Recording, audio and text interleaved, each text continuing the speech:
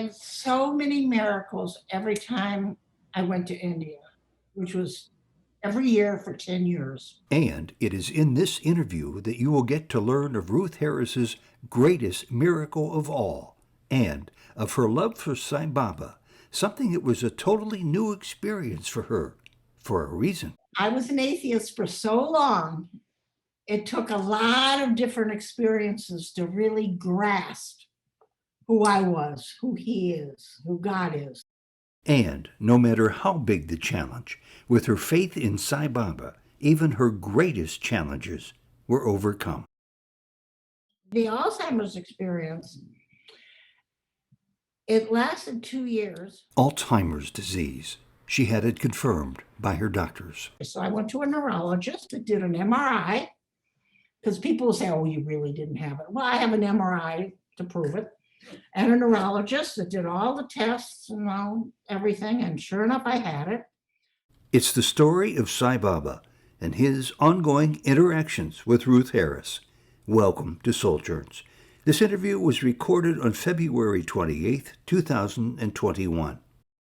Ruth, I want to begin by asking you, way back when you finally decided to go to India, to Puttaparthi, to see Sai Baba, what was it internally that prompted you to go on such a mysterious, difficult trip as that? I was 3 months in being introduced to Sai Baba. Mm-hmm. And I had gone to one of their, not their bhajan sessions, but their regional retreats. And a friend of mine, Jim, you know him, from Atlanta, said, you come, you got to see this, you're metaphysical enough, you got to come, So I went down there and it blew me away.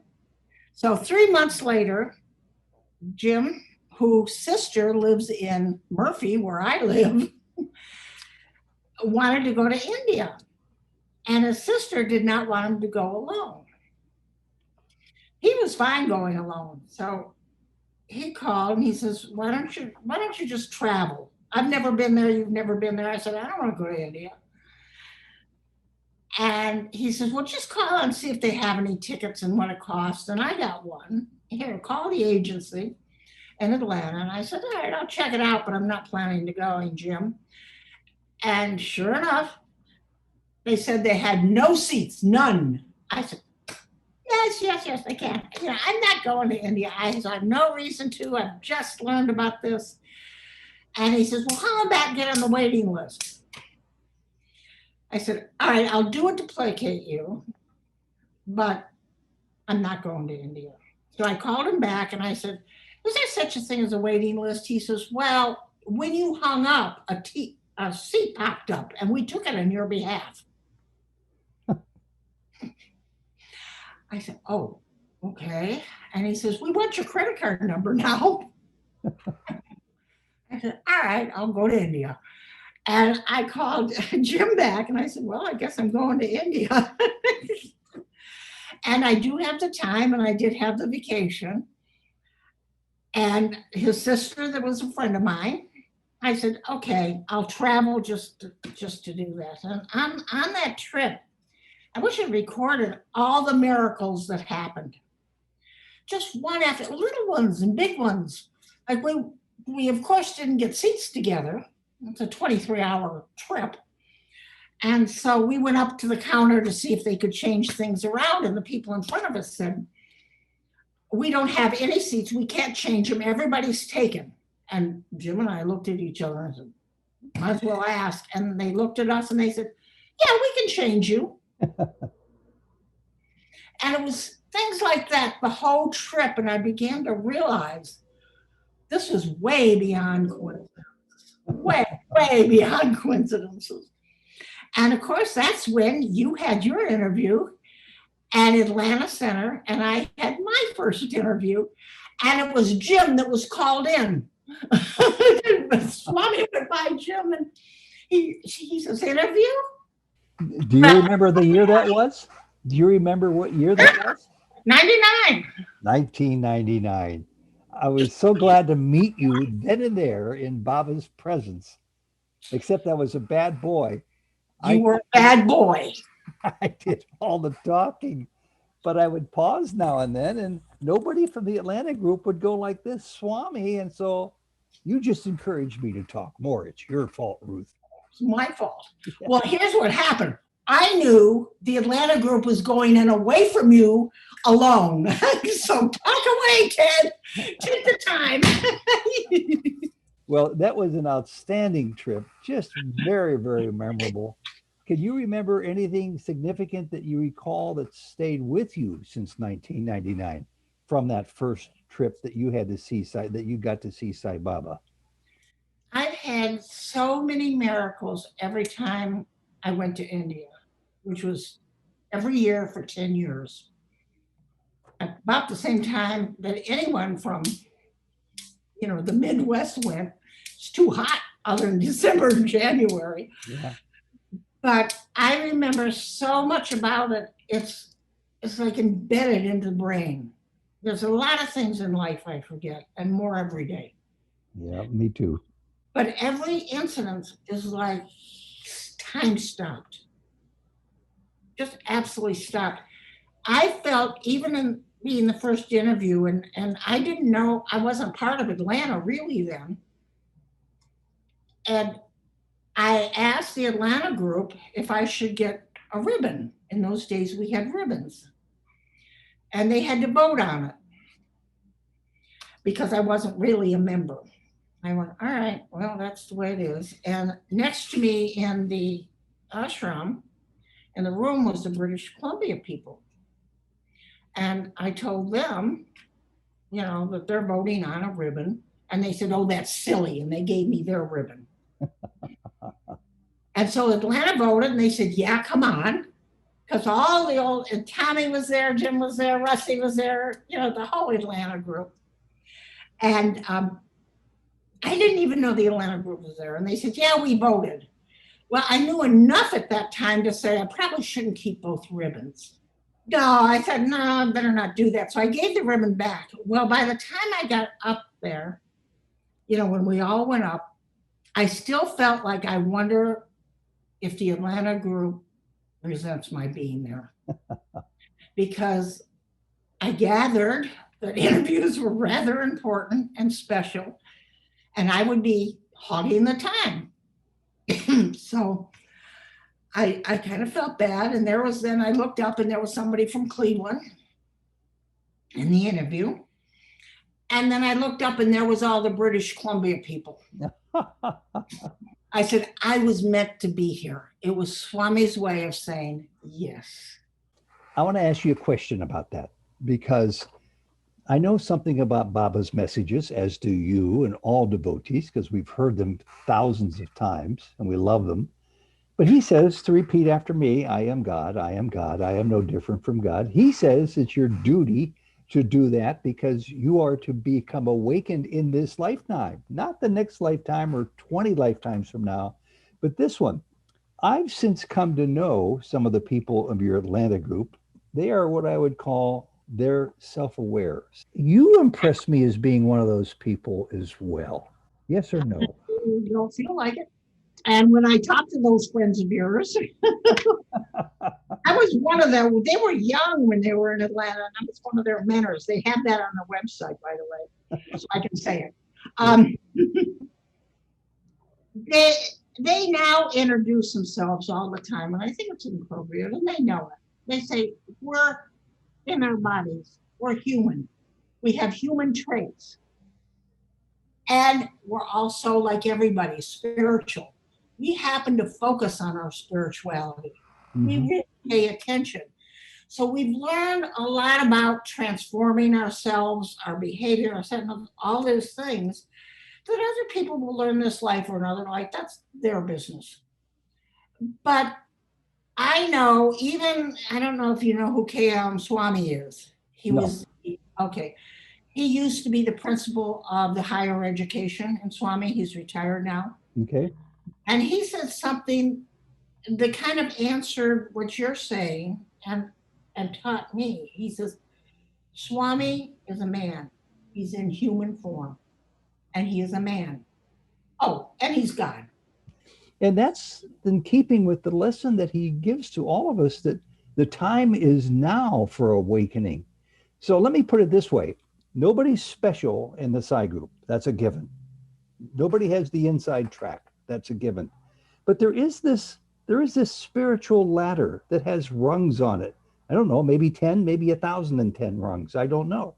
It seems to me I've met people, namely from your organization, who are up a couple of more rungs than most of us. And I think that's where you are. Thank you. I don't always see that, but thank you for that. I think sometimes we almost channel our own divinity. And other times we're so human. I call it going down the rabbit hole. Yeah. Yeah. And you kind of go between. And those times of spiritual awakening, which is, I said before in an interview with you guys, when Jody, that spiritual awakening and realization and all these little semantical terms, Mm-hmm. doesn't mean much. But sometimes you're here on the wall, living human life, and in an instant you're over here. Yeah. And it's divine. And then you're back again. And having those experiences where you realize who you are, they can't last, to me, on my belief, they can't last all the time because I believe my body. Well, isn't that the goal? Eventually, but I guess I want to be here for a while. And my guess is you're here for a while to help model what you already know, what you already are, to others, such as what you're doing right now. You had to talk me into it. Well, I'll talk you into it because of an experience, because of a dramatic, miraculous story you yourself had 10 years ago.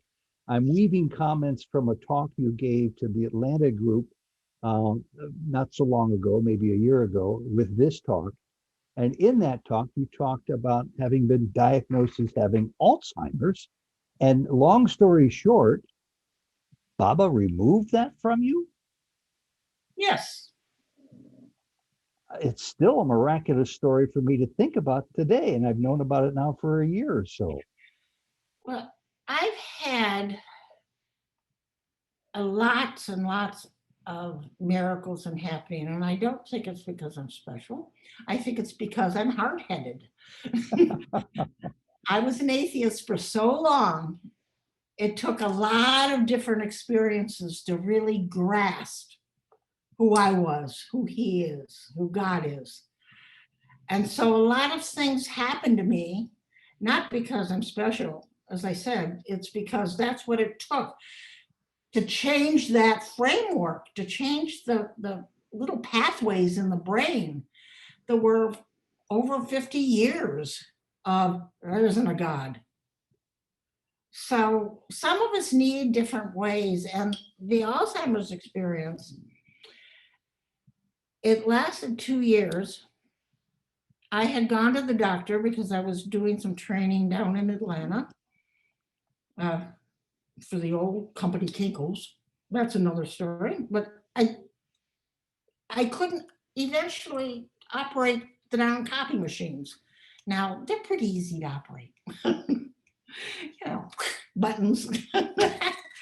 And I was having trouble, so I was faking it. I was good at faking it. When the people came in to train, I would say, okay, here's an assignment, go figure it out. Yeah. And they thought I was a great trainer because of that. Anyhow, so I went to the doctor and they said, no, it looks like you have some dementia. So I went to a neurologist that did an MRI because people will say, oh, you really didn't have it. Well, I have an MRI to prove it. And a neurologist that did all the tests and everything. And sure enough, I had it. I went to the Alzheimer's Association because I realized I couldn't work anymore and I'd be wandering around the streets of Atlanta. So I thought, well, I used to direct nonprofits, so let's go to a nonprofit and see what they can do for me. So they had me do public speaking for 2 years on what it's like to have early onset Alzheimer's. And I would go around and I was on the local Atlanta TV and Good Housekeeping and all the interviews, and I could follow and they could follow the deterioration over that 2 years, because early onset Alzheimer's, your progression is faster. There's So, 7 years. so there's no doubt in their minds that you had this disease. They saw it on the MRI. They heard it from your primary care doctor, who spoke about early onset dementia, and they saw it on the MRIs and in your behavior progressing downwards, I guess. So then what happened? I had a dream. I didn't know what was going to happen to me. And for some reason, I wasn't worried. Probably lost that part of the brain. And I had a dream. And at the time, I, was doing some photography. I teach it, etc. And in the dream, was a graphic in a frame. And the graphic, I knew it was my graphic, that I had used Photoshop or something and created this. In the middle of it was Swami. And Swami was walking around this graphic like a, movie, walking in the actual picture. And all of a sudden his head came off and it rolled past me. And it got bigger and bigger, like a snowball. I remember saying, it's a snowball. It's a very bizarre dream. It was terribly bizarre. I remember every incident of it. And then his head started to materialize. I look at it in this frame. And he says, see, you don't need a head. And I was still doing speeches. I didn't know what it meant. I called the Psi Center president and a few other people. I said, what does this mean? What do they mean? I feel different. What does this mean? And they said, well, there is some research or some stories that he heals in dreams. Good luck. Well, I didn't tell too many people, but I would go and do the speeches and go with the Alzheimer's, and they would lead me around in places. And the PhD, who was director of media and a counselor there, said a couple months, he says, Ruth, are you aware that you're getting better? They could see it. Oh, wow. I said, yeah, I know, but I didn't know how to tell you. And the Alzheimer's Association said, just disappear. So I went to a different neurologist who took me to a psychologist who did 5 hours of testing. They did another MRI. The other one says, you don't have Alzheimer's. That was the end of that. So that all started after the dream where Baba lost his head for your benefit. Immediately. Now, how many people have that diagnosis taken away when they had symptoms? They had medical verification from specialists. They had the thing, and then they didn't. Well, in general, we're occasionally aware, depending whether it's cancer or a heart ailment, but I've never heard this said before about Alzheimer's. Have you? No. You're the first person. Yeah, well, that's why the Alzheimer's said disappear, would you? I raised a lot of money for them. People would donate when you gave a speech or something. Sure. They'd go away. So when I thought about this before starting the interview today, I wondered how just that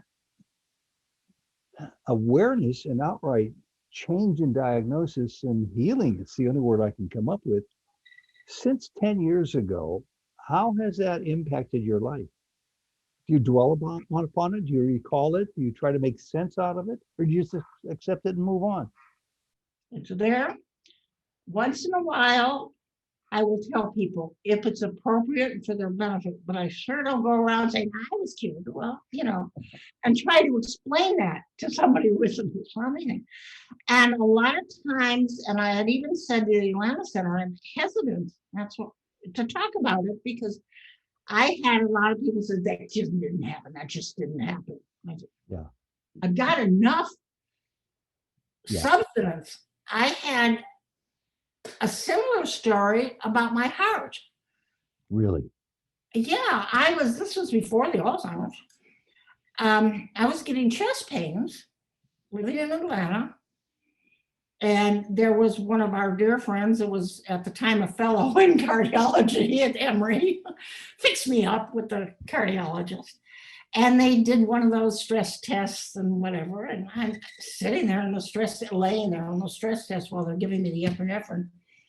And he's talking on the cell phone, not paying any attention to me. And all of a sudden he looks over and goes, oh, he puts it down and runs over. That is not a good sign. And the next day they took me to Emory and did an angioplan. And they had a bed for me because they knew from that stress test that I had an issue, a heart issue. So I had the bed, I had, getting the angiogram, and I saw it on the screen. And they're going through and I'm looking at my heart as they're examining it. And pretty soon they're done and they said, you're fine, you don't have anything. Had you been doing some heavy duty praying to Baba at that time? I don't remember. I just remember saying, oh, and they said, you're going to release the bed. So it's not that I'm used to this. I'm certainly not. Again, I'm telling you these things because you asked for them. Yes, and I appreciate it. My own belief is that we profit from every element of every side story any of us can possibly hear. And yours is a very valid story to share with people. Not that it necessarily gives them false hope by believing in Baba, but by being open to any possibility of miraculous change in your life, as you've witnessed firsthand. I don't know what reason. I do believe that it's for my transformation. If it happens to help somebody else on their path, good. I'm not doing that for their path. They're on their own. But if it's important that I say it, I will. But it's, and I don't think, oh, it's for you to be there, like some people say. No, it was for whatever reason to transform me. There are more things that are possible than what anybody can believe, including me. Yes, yes, yes. Baba says for us to do our duty. You're doing your duty in a very specific way because I've requested it. I've asked this of you, and you so graciously and lovingly agreed to share it. I know it's going to benefit others. It's already benefited me, and I'll pass along to you the reminders that I get from other people who share that same belief after they see your story. I promised you it would be a short interview. I want to thank you very much. Ruth, you're a real champion. I'll never forget. It's seared in my memory banks forever. The first day I met you in the presence of Sri Sathya Sai Baba in 1999. And it's so good that this many years later, we can continue our friendship and our dialogue. We were so new back there. How much we've all grown. Absolutely. Well, thank you again. Much love. Sai Ram, Sai Ram, Sai Ram. See you next time. Hi, Ram, Ted.